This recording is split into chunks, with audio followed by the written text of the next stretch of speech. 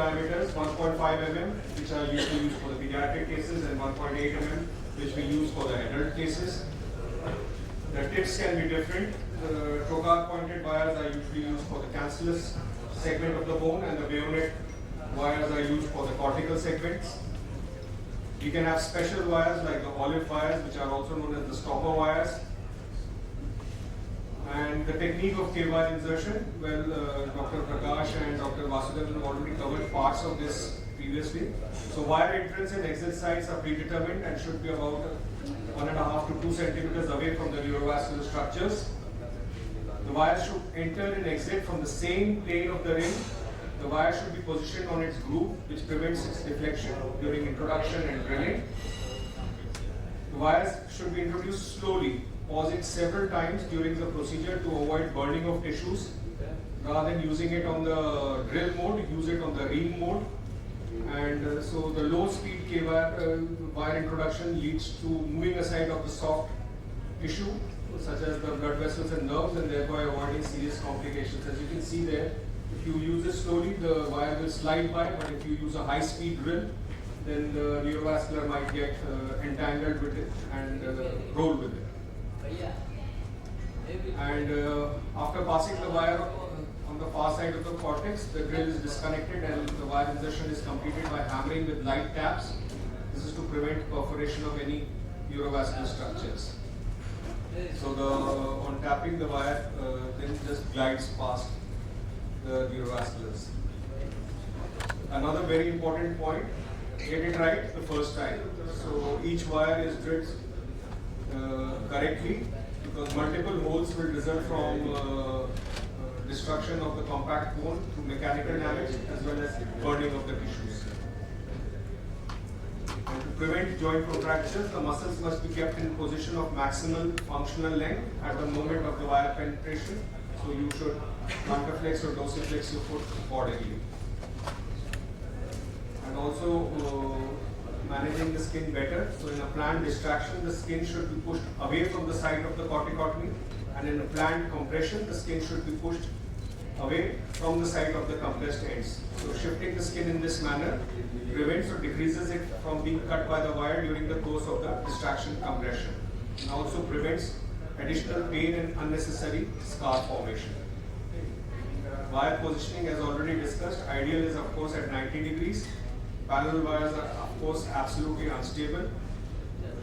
Even anything less than 30 degrees will lead to side-to-side displacement. So wide angulation between the wires and even distribution of the loading forces on the cortex along the plane of the ring. So better fixation. Side-to-side displacement can be prevented by using wires with olive stoppers at both sides of the bone. The rule is the wire should not be brought down to the ring, rather the ring should be brought up to the wire. So bending the wire down to the ring is strongly contraindicated, as it leads to pain from the permanent pressure and also skin necrosis from the skin being squeezed between the ring and the bent wire. Keep the wire as close as possible to a ring connector, that is the threaded rod on a ring, so that leads to less axial loading, prevents formation of a large hole in the bone cortex resulting from axial loading pressure, and also prevents wire breakage. Wire tensioning, each wire fixed to the ring must be properly tensioned. Suitable balance in the stability and flexibility of the frame, motion between the protruded section of the wire and the skin tends to irritate the skin and create pain. So wire tensioning reduces pain and irritation and prevents development of wire tract infection. Tensioning technique. Tensioning of each wire must be done immediately after its introduction and fixation. Tensioning must be performed with one end of the wire already firmly fastened to the ring. The tensioning is carried out on the end directly opposite this anchored end. Tensioning of the wire with a stopper olive wire must be directed to the side opposite of this stopper. There are many techniques. This is the Russian manual technique, or the original technique, where there was simultaneously turning of the wire fixation board and the nut with 2 wrenches, approximately 1/2 of the turn. Turning of the wire fixation board tightens the wire by bending it off the 90-degree axis with the ring, but this has no grading there. This is the original Ilizarov tensioner. The wire is tensioned by clockwise turning of the handle. Again, not much in use now. What is now used is the dynamometric wire tensioner. So one end first must be fastened firmly to the ring with the wire fixation board. The dynamometric tensioner then is connected to the opposite unattached end of this wire and proper tensioning is achieved. This end also is fastened to the ring. Depending on how the wires are placed, the wire tensioner can be managed accordingly. If it is directly on the ring, you can use it, the jaws of the tensioner is attached to the ring gauge, or if it is off, then you can use a hexagonal socket or a set of sockets. So the exact strength of tensioning depends on the local frame construction, the local bone condition, the weight of the patient and functional wire loading. And the general recommendations are wires on half ring about 50 to 70, offset drop wires depending on the size again 50 to 80, single wire on a ring up to 100, 2 to 3 wires on a ring in a young patient about 110, 2 to 3 wires in an adult patient about 120 to 130, wire with an olive stopper about 100 to 110, and wires with olive stoppers used for interfragmentary compression depending on bone condition around 50. So you need to check the tension when the patient comes in the OPD. So you tap the wire lightly with the Ilizarov wrench. The tone is high pitched, the wire tension is stiff enough. If it's low pitched, then the wire must be tensioned further. And the clinical signs of a decrease in strength of the wire is pain and skin irritation at the wire side. And the radiographic signs are that there is the bending of the wires. Thank you so much for your attention. I think the Dr. Jayant is there or not? No, he's not there. Okay. So, I will.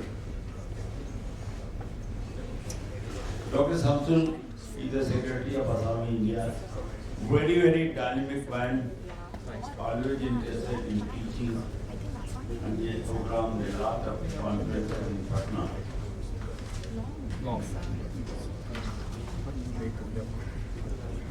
Thank you, sir. Thanks a lot. Thanks everybody. Thanks Professor Manish, our Russian Basic Ilizarov and all our Consolidation for coming here and making this program very good one. So thanks everybody for coming to Goa also. It's a special question to them.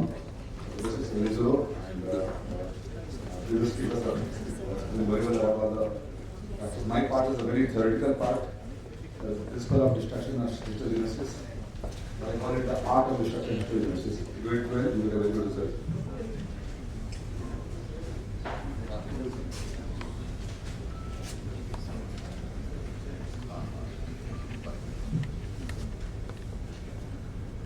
So supposing we are taking subnergy as a part of plate in this case and for the non-Indian, so either we applied, there is a shortening also.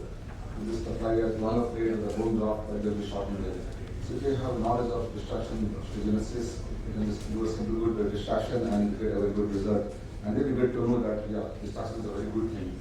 So you have to learn the art of destruction, very, very important in Ilizarov as a basis of Ilizarov. So destruction, osteogenesis refers to the use of destructing force to stimulate the formation of skin, muscle, nerve, vascular structures and connective tissue, and the bone, and that's called destruction osteogenesis. So it's just not the bone, it's all the part of the skin, muscle, nerve, vascular structures. You have to learn the art of destruction, taking care of all the parts. Destruction osteogenesis is a method of producing unlimited quantities of living bone directly from a special osteotomy by controlled mechanical extraction. The new bone spontaneously bridges the gap and rapidly remodels to a new normal microstructure for the local bone.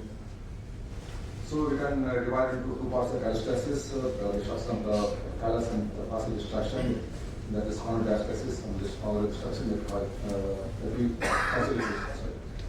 So this is the example of allostasis where we start with the monolateral of the Ilizarov and the callus destruction, and then we will do contour diastasis, we can do the distal facile part. He has been well described by Manish. I'm not going into details. So it's more than 100 years of destruction to genesis and learning, and we followed initially the workers' law and the Wolff's law. and then we have used the previous ones like Wagner's distractors coming to the Ilizarov frame, and then the monolateral LRS, and then we also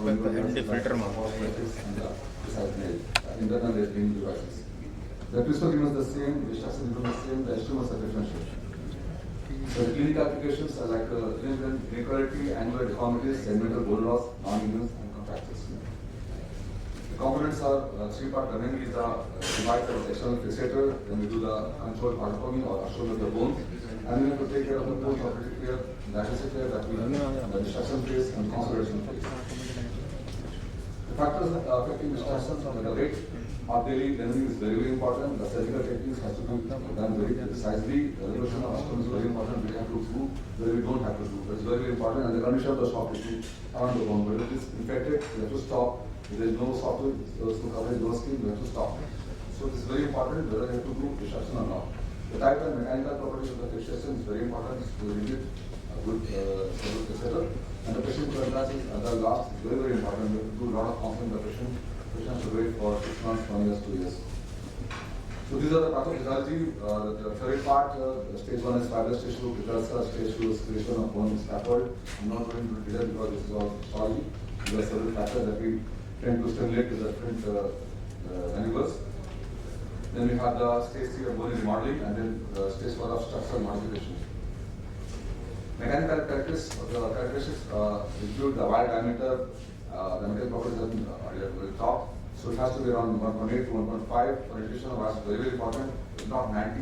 It should be more than 45 degrees. Tensioning, very good tensioning is very, very important as the basic mechanism. And the number of wires is very important. It has to be an adequate fixation. And then we have the diameter of the rings. We have to just not too much larger rings. We have to be smaller, just around 2 fingers weight away from the limb. And number of rings is important. Not too much crowded, not too less. It has to be to the fracture, to the proximal distal part. Spacing between the rings is again very, very important. So regarding gloves instability, if you do not stable frame, it can end up in non-union and premature consolidation. So saying the universal LRS or take care like it has to be like, and the near forward principles, rigid pins are very, very important. The placement of the pins, direction of the pins are very, very important in all the cases. This has to be taken care very precisely. Now, because of the post-operative, the latency phase refers to the period for the frame application and corticotomy to the initiation of rendering or the animation direction. It ranges from around 5 days and sometimes 10 days also. Frequently enclosed hematoma and inflammatory cell infiltration fills the gap at the cortical site, enhances the function of the bone here. In the post-operative, the destruction is most important. The destruction phase involves active rendering, transport, or angular correction to the different small steps, resulting in the formation of new bone regenerate in longitudinal columns along the plane of destruction. Rate is 1 millimeter per day. Vary. Rhythm has to be around 4 times a day. And then we have the consolidation phase, the longest phase. We have to wait till the bone removes well, then we can remove the frame. So because after the desired correction has been achieved, the period allows for the maturation of the regenerate and particulation before surgical removal. Usually it's more than twice or thrice the destruction phase depending upon the rendering or destruction. So we have the latency phase around 0 to 2 weeks, around 7 days, the destruction phase 1 minute per day for 2 weeks, and the consolidation phase and twice. You can see the X-rays are the 3 phases and the frame application of the same. So these are histological structures saying the latency phase, which is basically different parts, different different growth here. Histology is again the theoretical part. These are the different histological features of the first week, and the second week, and the third week. And this is the consolidation phase. You have to be very, very careful. You can do an endoscopy study, you can do X-rays, you can do CT scans for the same. So these are the different macroscopic pictures of this construction. The response of muscle, I have to say the beside the bone, but the response of muscle. So the normal destruction is around the myotendinous junction.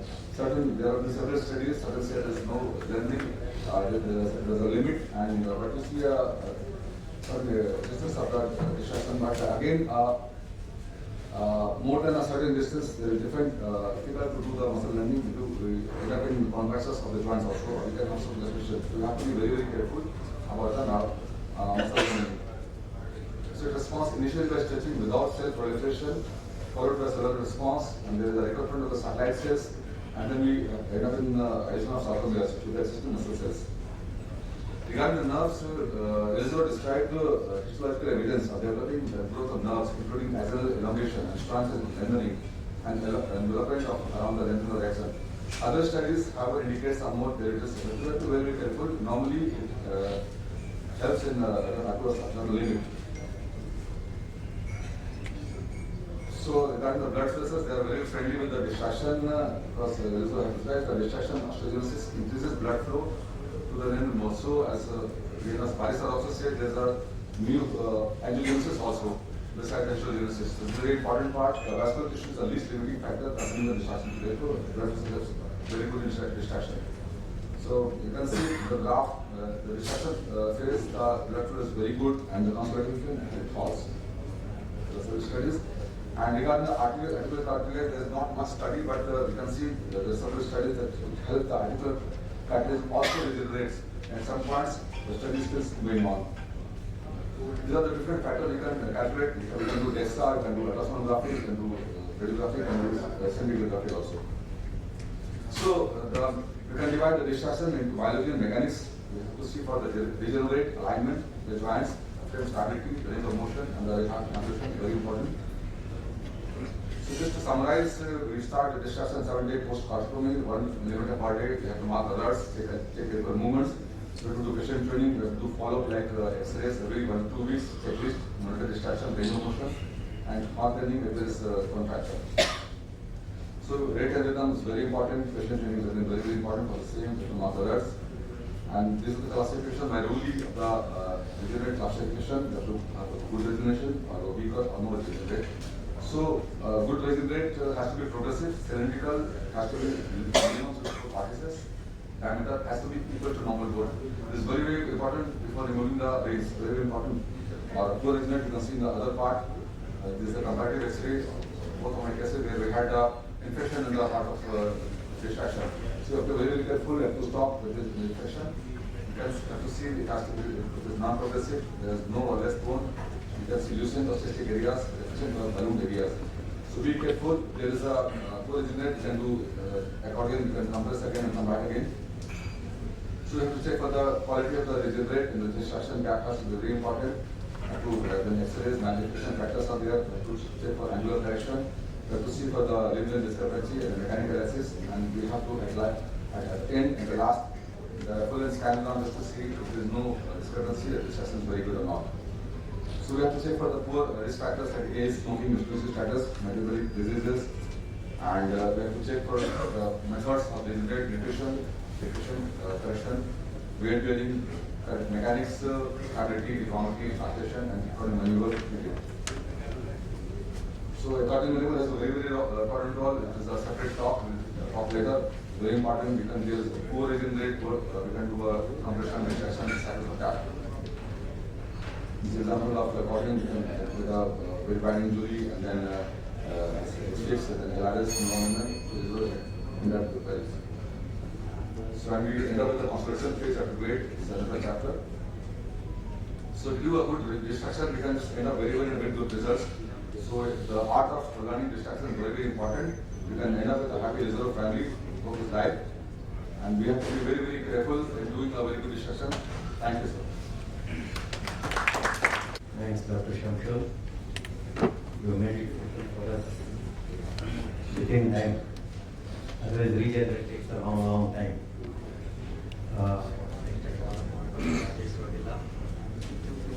We'll speak on Corticotomy.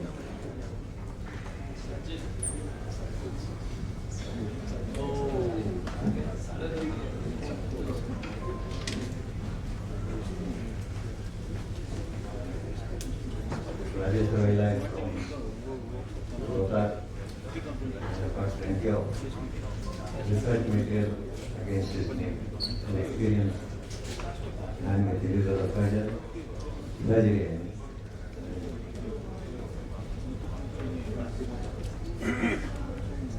He has presented everywhere everything. This is too small a topic for him, I think, but I think it will be useful for all of you to listen to it. Thanks, Dr. Ashan, for kind words. At the outset, I am thankful to Dr. Manish, Dhawan and his team for inviting me to this prestigious course. Topic is Corticotomy. It is basically the cutting through the compact bone only with preservation of periosteum and bone marrow, also known as compactive bone. The most important condition is preservation of local blood circulation. As we all know, the outer 1/3 of bone is through the periosteum and inner 2/3 is from the endosteum. Ideally, preservation of both is of great importance for the distraction of osteogenesis. The level of corticotomy factors should be considered: anatomical, biomechanical, and physiological. Anatomical factor is you should not cut the nutrient vessel, usually located in the middle part of the bone. And most suitable alignment is relatively thin compact layer situated at a level of transition of medullary cavity into this particular bone. So metaphyseal corticotomy is better than the diaphyseal. Corticotomy should not interfere with the nearby joint motion. Bone segment must be large enough to accommodate 1 or 2 rings between joint and corticotomy, and estimated distance should be around 6 to 7 centimeters from the joint. Physiological factors can be evaluate the condition of local tissues, scars from previous injuries, infection, surgery will interfere with osteoporosis, and if there are some changes in the bone, like sclerosis, osteoporosis or cyst, it will interfere with the osteogenesis. The technique can have a significant impact on the successful creation of new bone. The precondition for successful destruction of osteogenesis include minimal trauma acting corticotomy or osteotomy, good blood supply, satisfactory stability of the fixation method, rhythmical distraction at an appropriate rate, and conditions that degrade local or regional blood supply have a detrimental effect on the bone. It should be low energy corticotomy. You should not use the power saw as it causes stubborn necrosis, and you should use the gentle taps of the corticotomy or osteotomy. There are 3 methods of corticotomy described in the literature: Ilizarov corticotomy method, multiple drill hole method, and Ilizarov method. In the Ilizarov corticotomy, usually in the tibia, we usually give a 5 to 10 millimeter longitudinal incision or lateral border of the tibia, elevate the periosteum. Out of the 2 circulation, periosteal circulation and intramedullary circulation, periosteum is more important. You should save the periosteum and use 5 mm osteotome, cut anterior half of the lateral cortex, then elevate the medial periosteum, cut the medial cortex, and break the lateral cortex with the twisting of the osteotome. Similarly, break the posterolateral cortex with twisting of the osteotome and complete the corticotomy with rotational osteoporosis. In the rotational osteotomy, you externally rotate the distal part so that you are not stretching the peroneal nerve. In corticotomes, you may use the corticotomes which are available. There are 2 versions, straight and curved. They help in the posterior cortex corticotomy facilitation. These are the types of corticotomy. We usually use the simple osteotome, 1 centimeter width osteotome. Multiple drill hole method, I usually do this technique. This is also called the D-Bastiani technique. First drill across the from anterior to posterior in tibia, and then redirect the drill bit obliquely to drill across posterolateral and posteromedial cortex. Then, with the help of osteotome, connect these holes, and you can break the posteromedial and posterolateral cortex by twisting the osteotome. The English osteotomy or the Afghan technique, in this we use the English the proximal tibia, we give the 2 transverse incision, 1 near this lateral cortex superiorly and 1 in the posteromedial border of the tibia. And the suture is passed subperiosteally from posteromedial to the anterolateral using a right angle curved clamp, and Ilizarov is tied to the suture, pulled from posterior to anterior wound, and you can bend the leading edge of the Ilizarov so that it curves around the posterolateral corner of the tibia, and then the posterior and lateral cortex is medullary nerve touch with the elbow and Ilizarov. Then lift this medial side periosteum and you cut the medial side medial cortex, and then you cut the saw and this saw wire is pulled down. The comparison of 2 different techniques, the literature reveals that Multiple drill hole osteotomy helps prevent comminution and fracture line progression because you have already created holes and when you tap the osteotome, they will go in the direction of the holes. The medullary vascularity can be damaged during the multiple drill hole technique despite measures to protect it. However, it recovers within few days. The performing this osteotomy method is less technically demanding and an easier learning curve than the other more complex osteotomy technique such as Gibbs osteotomy. Gibbs osteotomy is a low energy corticotomy that leaves a very smooth cut, which is especially important for rotational correction. It should be avoided when there is thick diaphyseal cortical bone and preferentially using metaphyseal. Powers osteotomy require a relatively large open exposure and thus have a disadvantage of soft tissue slipping around the osteotomy and transdermal necrosis of the bone. The Frentzen conducted a study comparing 3 different osteotomy techniques, and it is confirmed that osseous regeneration in the dissection can be achieved following complete transaction of the medullary vascular supply. In addition, there were no histological or radiological differences between the corticotomy and transverse osteotomy group. New bone formation is more rapid with the original corticotomy and multiple drill hole osteotomy than the Ilisa, so long that the latency period between the day of osteotomy and day of cleansing is same. In the Gibbs osteotomy, if the latency period is longer than the 15 days, then new bone formation is more advanced. To confirm the completion, you should check under the SIAM or X-ray, and then you know the distraction protocol started on 5th to 7th day, 1 millimeter per day divided in 4. This is one example that give the 2 centimeter incision and do the multiple drill hole, and with the help of the osteotome connect these holes and break the post-operative and post-operative cortex with the twisting of this osteotome, and you can confirm under CIAM. Monofocal, bifocal, basic monofocal with 1 corticotomy site, bifocal means 2 corticotomy site. Bifocal is used in more bone transport or more bone lengthening. And this is the expression. This is the article which describes some basic concepts of the osteotomy or corticotomy. Thank you, patient.